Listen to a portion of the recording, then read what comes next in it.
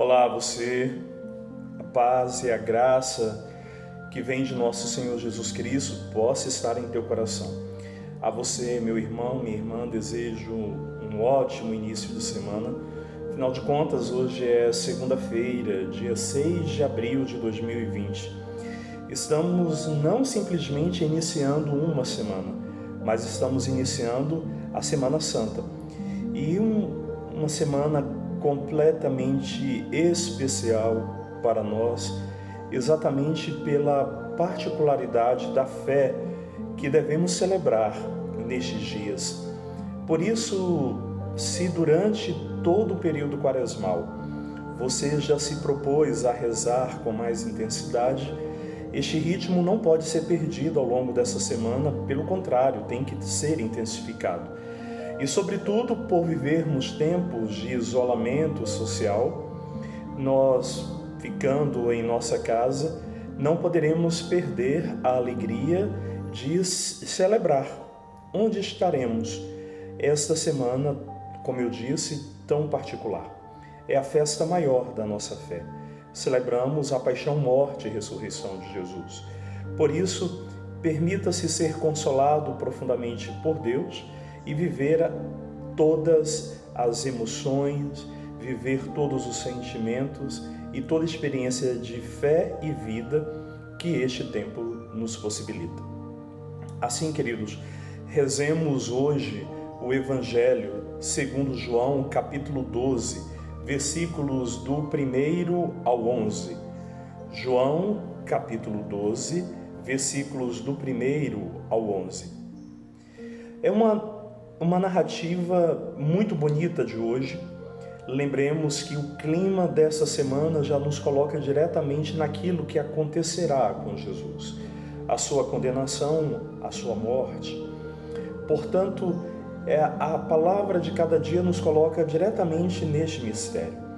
O texto bíblico de hoje, que nós vamos rezar, como diz João 12, versículos do 1º ao 11, pode se confrontar com Lucas, lá no capítulo 10, versículos de 38 a 42. É o conhecido episódio de Maria e Marta, com o presente relato de João, para ver como este último festim em casa de 3 amigos está cheio de pressentimentos de morte iminente.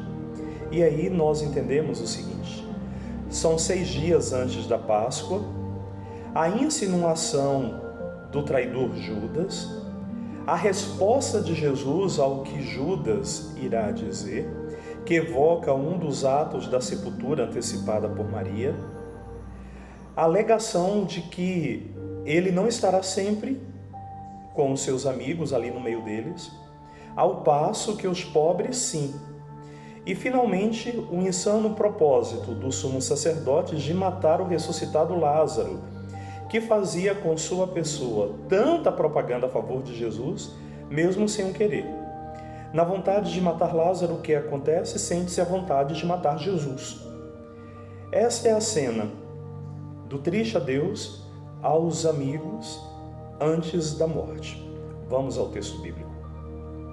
6 dias antes da Páscoa, Jesus foi a Betânia, onde morava Lázaro, que ele havia ressuscitado dos mortos.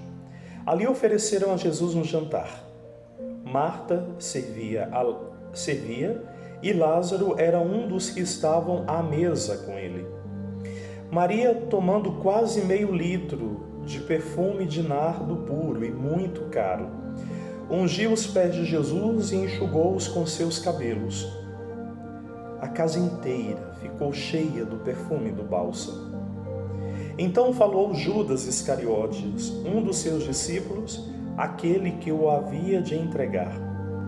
Por que não se vendeu este perfume por 300 moedas de prata para dar aos pobres? Judas falou assim não porque se preocupasse com os pobres, mas porque era ladrão. Ele tomava conta da bolsa comum e roubava o que se depositava nela. Jesus, porém, disse: deixai-a. Ela fez isto em vista do dia da minha sepultura. Pobres sempre os tereis convosco, enquanto a mim, nem sempre me tereis. Muitos judeus, tendo sabido que Jesus estava em Betânia, foram para lá, não só por causa de Jesus, mas também para verem Lázaro, que Jesus havia ressuscitado dos mortos.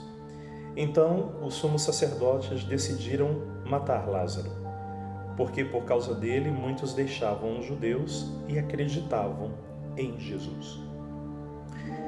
Queridos, o esbanjamento deplorado por Judas é aprovado por Jesus. O que isso significa?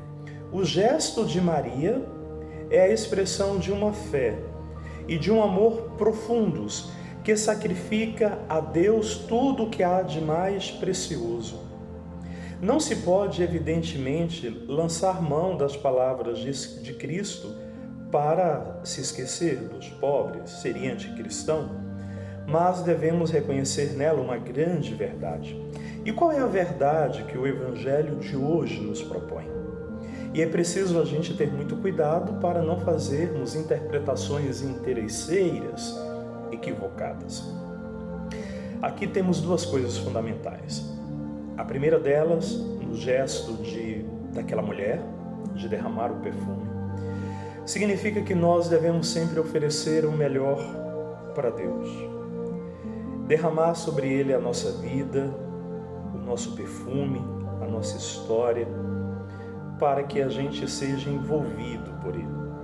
O texto bíblico nos apresenta que este ato, o ato dessa mulher, já aponta para aquilo que vai acontecer com Jesus, que é a sua morte. Porém, o que o texto quer exatamente reforçar para nós é que ali está o Messias, mas diferente do que se imaginava. Um Deus homem que se entrega para nos salvar. E exatamente por reconhecer essa grandeza é que nós devemos derramar a nossa história, nos derramar sobre Jesus por inteiro. A outra situação em relação aos pobres, quando Jesus diz, é que tenhamos muito cuidado, às vezes, para usar o discurso da caridade simplesmente para fazer propaganda de uma fé falsa. Ou, para nós, discípulos do Senhor, não transformarmos a caridade ou a ajuda aos pobres como um gesto quase de hipocrisia ou de promoção pessoal, porque os dois gestos se entrelaçam. O nosso amor verdadeiro ao Senhor será cada vez mais que nós olharmos para todos os pobres e sofridos, e só poderemos ajudar de maneira intensa a todos os sofridos se amarmos e adorarmos verdadeiramente o Senhor. Paz e bem.